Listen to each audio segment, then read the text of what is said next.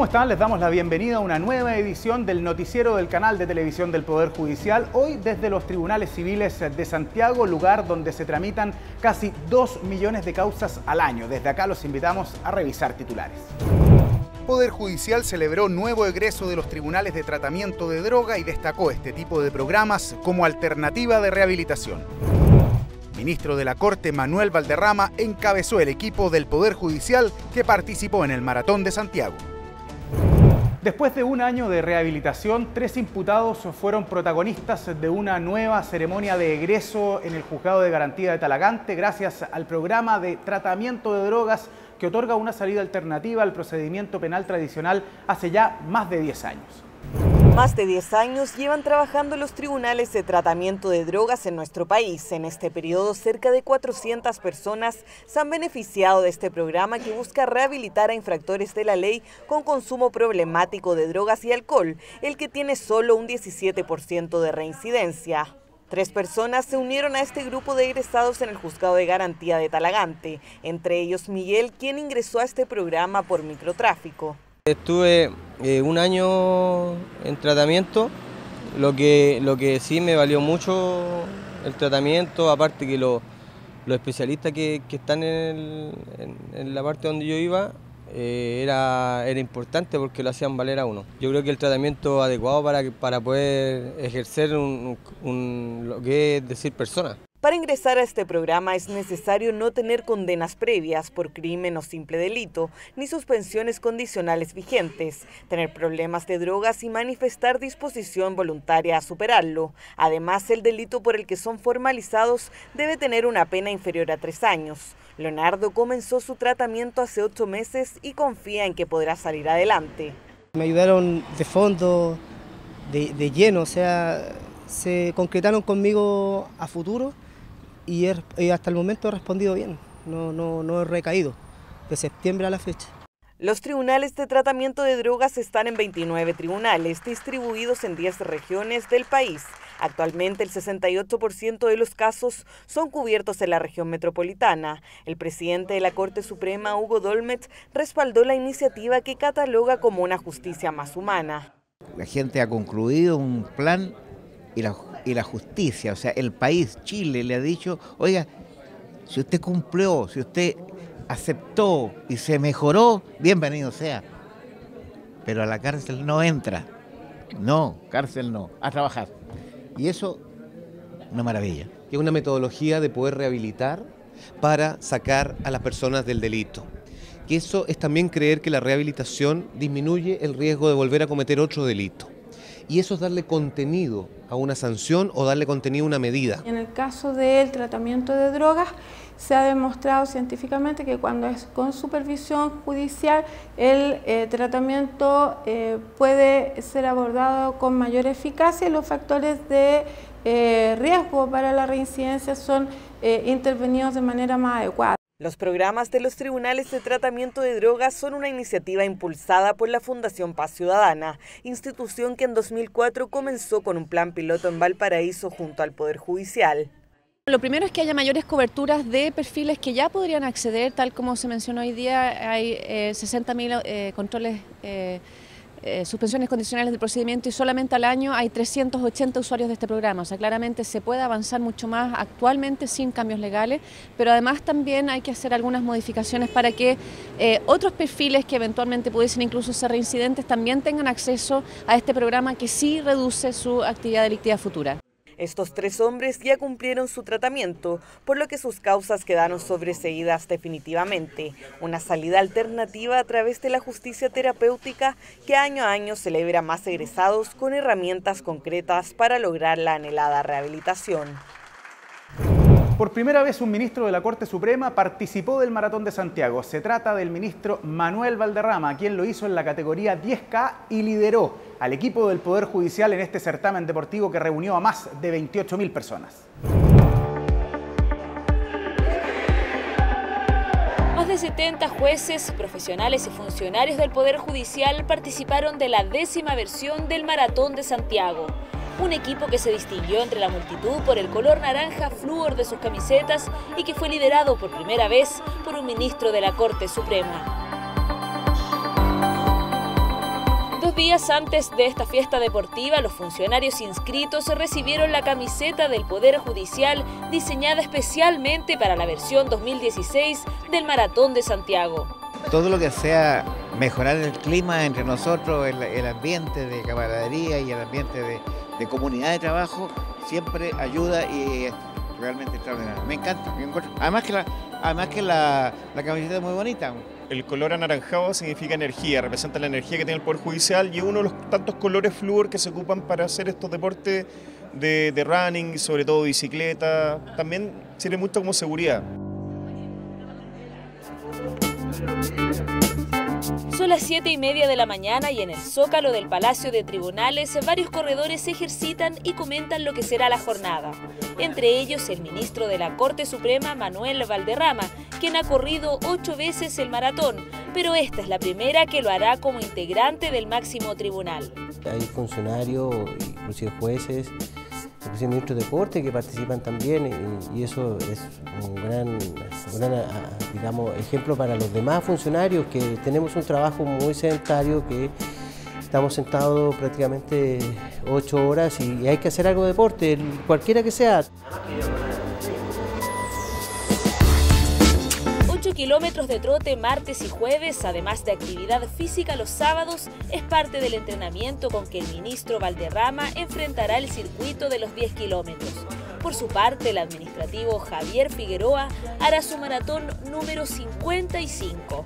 Hay que hacer mucho trabajo de fondo, trabajar mucho en la parte aeróbica, porque fundamentalmente son carreras de resistencia. Entonces, los entrenamientos básicamente consisten en tener un piso mínimo de 70 kilómetros semanales. El frío de la mañana no impidió que los corredores del Poder Judicial caminaran concentrados hasta el punto de partida.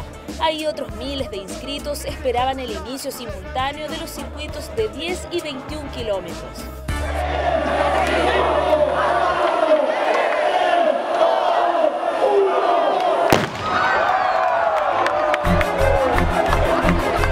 Correr y hacer deporte es una forma de vida que el ministro Valderrama mantiene desde los 14 años. Por eso, al preguntarle cuánto demoraría en recorrer el circuito, tuvo una idea clara. Uno, la verdad es que cuando es atleta uno corre contra su propio tiempo, pero en este caso es una entretención. Yo más o menos sé que me demoro aproximadamente 1 hora en los 10 kilómetros, pero no es un asunto que vaya a decir quiero batir un récord en los 10 kilómetros, no, simplemente es entretención. Y estaba en lo cierto. Cuando el tablero marcaba los 58 minutos de carrera, cruzó la meta junto a un centenar de participantes, que al igual que él, sonreían luego de cumplir un desafío personal. Hace 15 años comenzó a regir la reforma procesal penal que estableció una nueva manera de impartir justicia, una legislación que cambió los juzgados del crimen por tribunales de garantía y oral en lo penal. Creó la figura del Ministerio Público y la Defensoría Penal y determinó que los juicios debían ser orales, lo que aceleró considerablemente las causas judiciales. Robos, delitos sexuales, estafas, homicidios y fraude al fisco son parte del 1.677.131 audiencias que realizó el Poder Judicial en materia penal. Una cifra que solo es posible gracias a la reforma procesal penal que cambió la estructura de la justicia criminal chilena. Comenzó el 2000 en Coquimbo y la Araucanía, implementándose gradualmente para terminar en Santiago el 2005. La reforma reemplazó el sistema inquisitivo y escrito donde todo recaía en el juez del crimen por un proceso acusatorio y oral. El gran cambio es que se pasa de un sistema de un expediente escrito a un sistema en donde el núcleo central, el centro, está constituido por una audiencia oral, pública y contradictoria, en donde el fiscal va a tener que ir a presentar la prueba y el imputado, el acusado, va a tener posibilidad de defenderse y donde un tribunal va a resolver. La reforma procesal penal creó el Ministerio Público que investiga, formaliza y acusa a los imputados. También la Defensoría Penal que representa a los acusados y los tribunales de garantía y de juicio oral en lo penal. Tenemos el fiscal que representa al Estado y el defensor que representa al imputado. Esto en las audiencias públicas, como señalaba, en un procedimiento esencialmente oral y ante el Poder Judicial, que es la institución que resuelve este conflicto, digamos. El proceso oral y público comienza en los juzgados de garantía, donde un juez realiza el control de detención, las audiencias de formalización, revisión de medidas cautelares, acusación y preparación del juicio oral. Si la causa lo amerita, llega al tribunal oral en lo penal, donde 3 jueces colegiados dan sentencia definitoria. Una vez que la Fiscalía ha formulado cargo, ¿no es cierto?, el juez de garantía prepara un juicio, luego esa acusación, esa preparación con los testigos, ¿no es cierto?, y todo lo que se va a conocer en el juicio es conocido por otro tribunal integrado por 3 jueces, que es el Tribunal Oral en lo Penal, que está encargado de determinar si el imputado en este caso va a ser absuelto o condenado. La reforma modifica los términos del proceso penal en base a la economía procesal, que busca disminuir el tiempo de la judicialización al crear 2 nuevas salidas alternativas al juicio oral: el acuerdo reparatorio, donde víctimas e imputados resuelven mediante otra vía el conflicto penal, y la suspensión condicional del procedimiento. Suspende el procedimiento, el proceso penal, bajo una determinada condición que puede durar de 1 a 3 años, y si se cumple esta condición, entonces se puede dictar el sobreseimiento definitivo de la causa. Establece un conjunto de mecanismos que permiten filtrar casos tempranamente, aquellos que no tienen ninguna posibilidad de ser esclarecidos o que no pueden ser investigados, o por otra parte llegar a soluciones intermedias, alternativas. La reforma procesal penal es regida por el Código Procesal Penal. El antiguo Código de Procedimiento Penal quedará derogado cuando sea cerrada la última causa. Un nuevo convenio con la Biblioteca del Congreso Nacional, la visita de un juez de la Corte Interamericana de Derechos Humanos y la vocería del presidente de la Corte de Apelaciones de Santiago, Jorge Cepeda, se la contamos en el siguiente bloque de Contingencia. El presidente de la Corte Suprema, Hugo Dolmetsch, y el director de la Biblioteca del Congreso Nacional, Manuel Pérez, firmaron un convenio que fortalecerá los lazos entre ambas instituciones. La idea es que ministros, jueces y abogados puedan acceder a la información sobre modificaciones e historia legislativa, y los parlamentarios puedan consultar la jurisprudencia del Poder Judicial. Esto significa que la Corte Suprema pueda acceder a las normas que manejamos en nuestras bases de datos de forma más efectiva, por una parte, y también que la Biblioteca del Congreso pueda acceder a la jurisprudencia de los tribunales de justicia. Mucho le interesa al Parlamento indagar sobre la jurisprudencia para poder ver la modificación de las leyes o la dictación de nuevas leyes. Así que estamos muy contentos y creo que estamos cumpliendo con un deber académico de gran nivel. El presidente de la Corte Suprema, Hugo Dolmetsch, recibió en audiencia al juez chileno de la Corte Interamericana de Derechos Humanos, Eduardo Pío. La audiencia protocolar tuvo como finalidad fortalecer el trabajo y diálogo jurisprudencial entre ambas instituciones judiciales. Un homenaje a la Corte Suprema por su aporte al sistema interamericano, aporte a la justicia, y sobre todo porque creo que tiene que haber un diálogo jurisprudencial, un diálogo entre la Corte Suprema y la Corte Interamericana de Derechos Humanos. La Corte de Apelaciones de Santiago detectó el pago de costas duplicadas en algunos recursos de protección contra las ISAPRES. La Unidad de Protecciones del Poder Judicial deberá realizar una auditoría interna para conocer el número de causas duplicadas y establecer si hubo pago indebido de costas. El anuncio lo realizó el presidente del Tribunal de Alzada de Santiago, Jorge Cepeda. Deberá establecer la eventual existencia de giros de cheques o transferencias por concepto de costas personales duplicadas, constitutivas de pagos que pudieran ser indebidos. El sumario administrativo estará a cargo del ministro Jaime Balmaceda. Si la investigación da cuenta de eventos constitutivos de delito, la Corte Suprema y la Corte de Apelaciones informarán al Ministerio Público para que tome las acciones pertinentes.